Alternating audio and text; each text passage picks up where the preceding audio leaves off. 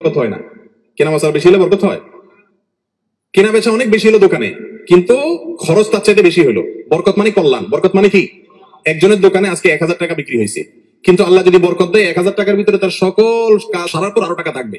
আরেকজনের 5000 বিক্রি হয়েছে, আল্লাহ এমন এক রোগ দিছে 2 মাস পরে 10,000 টাকা হেরো গিয়ে চলে গেছে। তাহলে বোঝা গেল বরকত ভিন্ন জিনিস। হারামে কি থাকে না? বরকত থাকে না। কোন পীর বা ফকিরের ছবি দোকানে ঝোলানো জায়েজ নাই, গুনাহের কথা। বিসমিল্লাহ, আল্লাহর নাম নিয়ে দোকান খুলবেন, হালাল পথে দোকানদারি করবেন, পয়সা যেটা আসুক সেটাকে মেনে নিবেন, এর মাঝেই বরকত ইনশাআল্লাহ। আল্লাহ আমাদের বোঝার তৌফিক দান করুন। এরপরের প্রশ্ন হলো, স্বামী সকালবেলা চাকরিতে চলে যায়, ওই মহিলা অন্য পুরুষের সাথে ঘরের ভেতরে কোনো খারাপ কাজে লিপ্ত, অনেকবার রেকর্ড করা হয়েছে, এখন তার সাথে সংসার করা যাবে কিনা? 4-4টি বাচ্চা আছে, কি করা উচিত?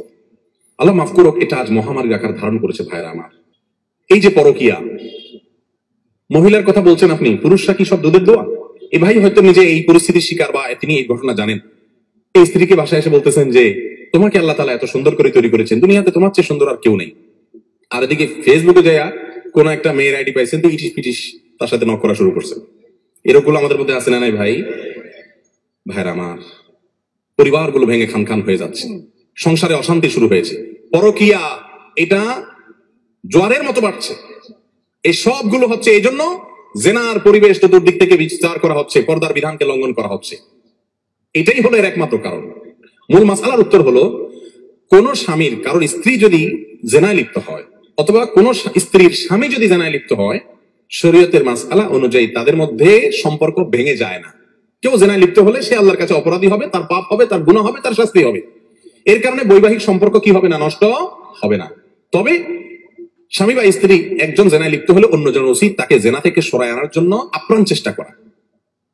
যদি তাতে কাজ না হয়, শাসন করা। তাতেও কাজ না হয়, মুরব্বীদের কাছে বিচার দিয়ে সমাধান চাওয়া।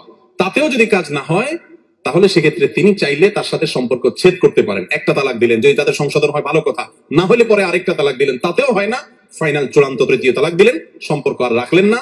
এই সুযোগ তার আছে।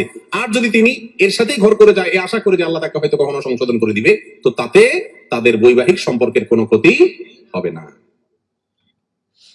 আমরা ভিডিও বেশি লম্বা হয়ে যাওয়ার সমস্যা, আমরা পরবর্তীতে আরো ভিডিও দিব, অল্প অল্প করে প্রত্যেকদিন ভিডিও দিব। আপনারা সবাই ফলো দিয়ে সাথে থাকবেন ইনশাআল্লাহ। আল্লাহ হাফিজ।